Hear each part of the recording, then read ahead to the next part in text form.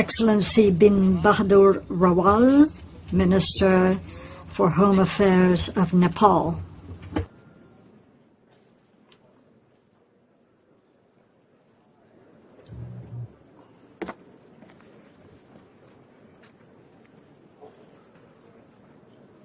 Distinguished co-chairs, Excellencies, ladies and gentlemen, the solemn commitments made by the world leaders in the Millennium Declaration and subsequently in the World Summit Outcome 2005 provide a foundation for a global partnership to work towards a better future for all. At the dawn of the millennium, we collectively committed ourselves to reducing poverty and hunger, promoting health and education, and minimizing environmental damage through a global partnership. Our efforts over the years have produced mixed results with successes and shortcomings. However, progress has uneven among and within countries. In particular, the least developed countries, LDCs, lag starkly behind others as a group. Against the backdrop of the prevailing state of dehumanizing conditions of poverty and hunger, as well as entrenched structural constraints in the least developed countries, MDGs cannot be achieved without LDCs. MDG targets are fully integrated into Nepal's development policies and programs. While variations exist at this aggregated level, Nepal is on the right track with good progress in meeting some of the targets in MDGs 1, 4, 5, and 7. Accelerated efforts will be required to achieve some of the targets in MDG 2 and 3, but we confront significant challenges in meeting the targets of full and productive employment and decent work for all, universal access to reproductive health, sustainable access to improved sanitation, and some other key targets under MDG 7.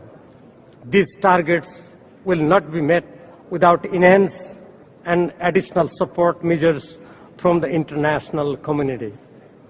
Some of our successful national programs include Partnership for Poverty Eradication, Community Management of Schools and Forests, Education-related incentives for girl children and children from poor, marginalized and disadvantaged communities, adult literacy campaigns, provisions of social security, targeted development programs, immunization and maternal health-related programs, and progressive realization of the rights of women, including right to productive health, promotion of alternative and renewable source of energy, and inclusive and participatory governance are some of the other measures and programs which have proved useful in our national experience. Mr. President, poverty and hunger, compounded by continued food insecurity, remain the fundamental challenge in our development efforts.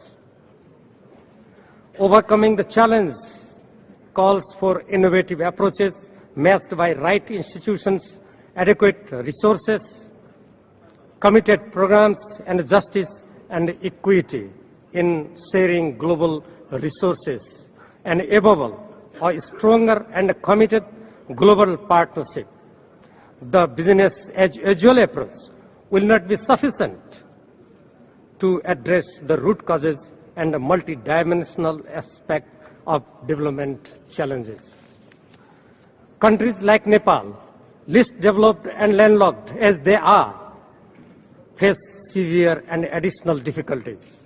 The vicious circle of the mutually reinforcing and exacerbating impacts of food, energy, economic and financial crisis, together with the adverse and disproportionate impact of climate change, such as melting of glaciers in the Himalayas and elsewhere, erratic weather patterns and floods have significantly constrained our efforts towards meeting the MDGs. It is this high degree of vulnerability and a deep structural constraints that makes the LDCs different from other groups of countries. Therefore, we wish to underline that the international community should fully take this into account and give priority consideration to them while making decisions on international support measures, including resource allocations.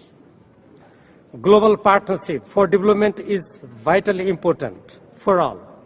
In this context, we call for the fulfillment of all ODA commitments by the developed countries in a predictable, transparent, and accountable manner. Similarly, there is a need for coherence in international economic and development policies so that there is a cumulative and a comprehensive positive impact on the development endeavors of the developing and least developed countries.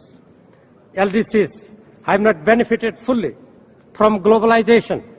This requires early and effective implementation of trade-related provisions for LDCs, effective and sustainable debt reduction, facilitation of FDIs, and technology transfer to the LDCs. National leadership and ownership of development process and peace and stability are key to ensuring sustainable development in all countries. But what is essentially true is that given the resource constraints and enormity of the challenges in LDCs, there is no substitute for a stronger global partnership. Distinguished co-chairs, this summit should exhibit a strong political will matched by equal commitments to leveraging required resources to accelerate the progress towards achieving the MDGs by 2015. And in particular, in the most vulnerable countries like LDCs. As the Secretary General has rightly pointed out, inability to achieve the MDGs targets would be an unacceptable failure from both the moral and the practical standpoints. The achievements of the MDG targets is, therefore, critical in the larger interest of promoting sustainable peace, stability, and prosperity in the world. I thank you for your attention. Thank you.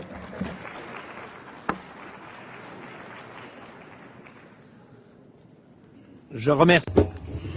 I thank the Minister for Home Affairs of Nepal for his statement.